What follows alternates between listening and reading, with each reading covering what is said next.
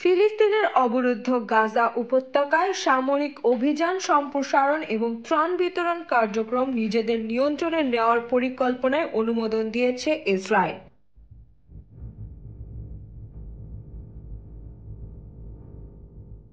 একাধিক আন্তর্জাতিক সংবাদ মাধ্যম জানায়, প্রধানমন্ত্রী বেনিয়ামিন নেতানিয়াহু নিরাপত্তা মন্ত্রিসভার সর্বসম্মতভাবে এই পরিকল্পনার সম্মতি দিয়েছে। এই পরিকল্পনার আওতায় রিজার্ভ সেনাদের ডাক দেওয়া হবে এবং ইসরায়েলি সেনাবাহিনী সরাসরি 23 লাখ জনসংখ্যার গাজার অঞ্চলে খাদ্য ও জরুরি ত্রাণ সরবরাহ পরিচালনা করবে।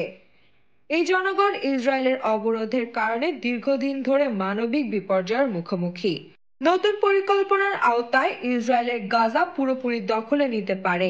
এফপির এক সূত্রে জানা যায়, পরিকল্পনায় গাজা দখল, সেখানে নিয়ন্ত্রণ প্রতিষ্ঠান এবং বাসিন্দাদের দক্ষিণে স্থানান্তরের বিষয় রয়েছে, যাতে তাদের নিরাপত্তা নিশ্চিত করা যায়। এই সূত্রে আরো বলা হয়, প্রধানমন্ত্রী নেতানিয়াহু এখনো যুক্তরাষ্ট্রের প্রেসিডেন্ট ডোনাল্ড ট্রাম্পের সেই পরিকল্পনাকেই এগিয়ে নিয়ে যাচ্ছে, যেখানে গাজার ফিলিস্তিনিদের স্থানান্তরের প্রস্তাব রয়েছে।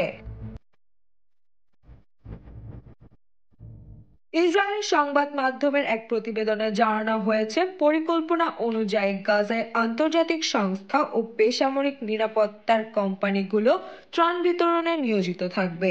এসব সংস্থাকে বাইরে নিরাপত্তা দেবে ইসরায়েলের সেনারা, যাতে ত্রাণ বিতরণ নিরাপদে পরিচালিত হয়। বর্তমানে গাজার অবস্থা চরম মানবিক বিপর্যয়ের দিকে এগোচ্ছে।